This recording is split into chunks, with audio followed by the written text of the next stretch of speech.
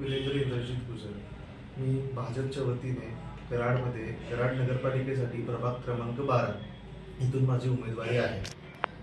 अतुलबाबांच्या मार्गदर्शनाखाली मी इथे वेगवेगळ्या प्रकारच्या नवीन कशा प्रकारे मॉडर्नायझेशन आपल्याला आपल्या प्रभागामध्ये करता येईल किंवा आपल्या प्रभागाला कशा प्रकारे मॉडेल बनवता येईल याचं मी पूर्णपणे त्याची मी जबाबदारी घेतलेली आहे आणि एक जनसेवक म्हणून मी पुढे आलेलो आहे।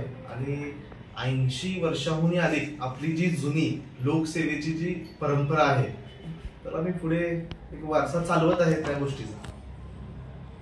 आजोबांच्या माध्यमातून हॉस्पिटल वगैरे आहेत, संस्था आहेत तुमच्या, त्या माध्यमातून आता तुम्ही मतदारांसाठी काय आवाहन कराल की तुम्हाला शैक्षणिक विभाग असेल आपला किंवा आपला आरोग्य विभाग असेल, यातून आपण कशा प्रकारे पीडितांची व्यथा नाहीशी होईल याच्यासाठी माझा पूर्ण प्रयत्न असणार आहे। पहिली बाब म्हणजे आज जो युवांचा जो रोजगाराचा पहिला प्रामुख्याचा माझा प्रश्न आहे, मला युवांना रोजगार द्यायचा आहे।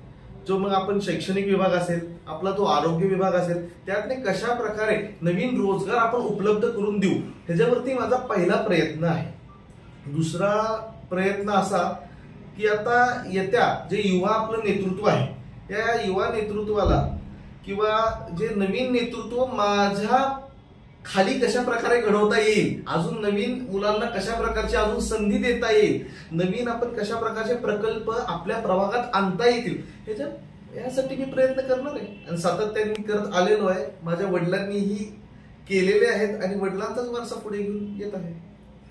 तुम्हाला तुमच्या प्रभागामध्ये कशा पद्धतीने रिस्पॉन्स मिळतो? मला माझ्या प्रभागामध्ये मी लहान आहे, तुम्ही थोडंसं मी वेगळ्या पद्धतीने घेतो। मी प्रभाग मानत नाही, मी माझंही कुटुंब मानतो। माझ्या कुटुंबाचा जो मला प्रतिसाद मिळतो तो अतिशय म्हणजे अतिशय छान आहे, अतिशय उत्कृष्ट आहे।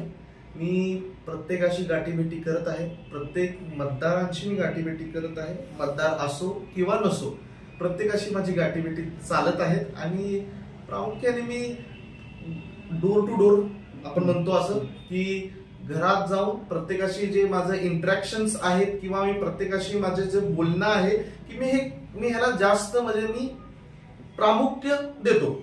असं चालू आहे, छान प्रकारे आहे आणि भाजपचं जे चिन्ह आहे ते सर्वांपर्यंत पोहोचवण्याचं मी काम करत आहे अतुलबाबांच्या मार्गदर्शनाखाली।